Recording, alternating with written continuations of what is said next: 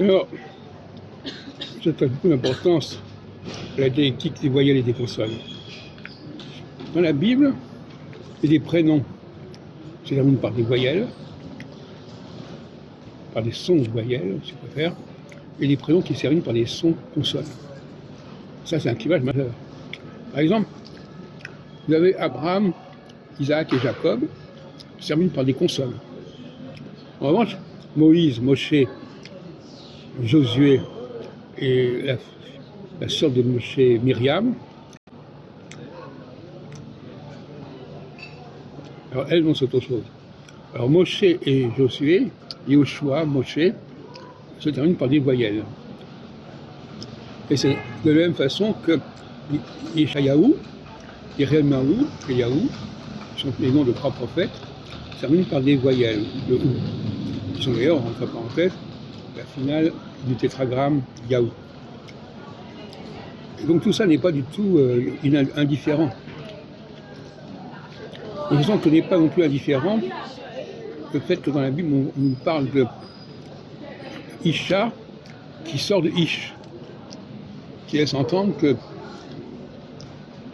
le A est le féminin de Ish, ce qui se pose un problème grave. Parce que le A est une voyelle, et la voyelle n'est pas féminine mais masculine. La voyelle s'ajoute à la consonne, complète la consonne. Donc il n'y a pas de raison que ce soit la Isha qui vienne compléter Ish. Si ce n'est que c'est Isha, ça doit être un masculin et non pas un féminin. À ce moment-là, on se pose la question de savoir ce que ça veut dire. Il y a des questions d'interprétation qui sont assez complexes à résoudre. Et puis, je terminerai en disant que les prénoms français se caractérisent justement par leur terminale consonantique.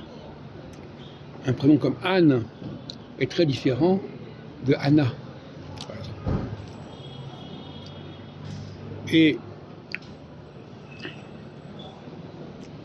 vous avez en anglais, ils ont pris la mauvaise habitude en anglais d'adopter essentiellement des prénoms en A. Patricia, etc. Laetitia, etc. Alors qu'ils avaient par ailleurs le modèle français sous la main. Bon, voilà, sur quelques observations que je voulais vous communiquer, que je vais développer, bien entendu. Et je répète encore une fois que le hata de l'hébreu pour dire toi à un homme, ça se défend, mais à ce moment-là, il ne faut pas utiliser le a pour marquer le féminin.